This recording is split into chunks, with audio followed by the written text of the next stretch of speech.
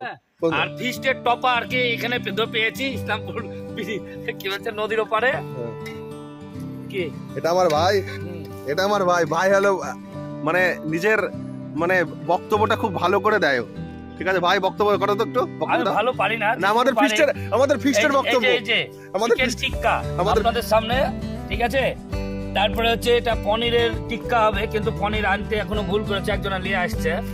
তো তারপরে হচ্ছে বেগুন পোড়া, বেগুনকে আমরা তেল দিয়ে মাখিয়ে এই যে মিডিল থেকে ফেলে ফেলে দিয়েছি। আর এটা স্যালাড। আর ওই যে আমাদের সামনে আছে, দেখি তুলে ধরি না বুঝতে পারবে না। হ্যাঁ এই যে সেই তেল পোলট্রি একবারে আপনাদের সামনে আমাদের প্রোগ্রামে। আর এই যে আমাদের স্পেশাল কুকার হিসাবে আছে উৎপল সরকার, একবার দারুণ। ও নিজে খায় না, আমিষ খায় না, কিন্তু ওর জন্য পনিরের ব্যবস্থাটা করা হয়েছে। তো যাই হোক, উৎপলের এই যে স্বাদ আমাদের স্বাদ দিয়েছে, যে সমস্ত পরিশ্রম করেছে 8টা থেকে এখন অব্দি, এখন 12টা প্লাস হয়ে গেল। আর যে ছেলে মাংস খায় না, সে যে এত ভালো পরিষেবা দিচ্ছে শুধুমাত্র বন্ধুদের জন্য। বন্ধুরা একটু ফিস্ট করবে, আনন্দ করবে, এনজয় করবে, তার জন্য। আর এটা কে আসছে? আর আসছে আমাদের মানে ফিস্টের মেন নায়ক, আপনাদের সামনে হাজির হচ্ছে সুকুমার সাহা ওরফে ঘুটু। হাততালি।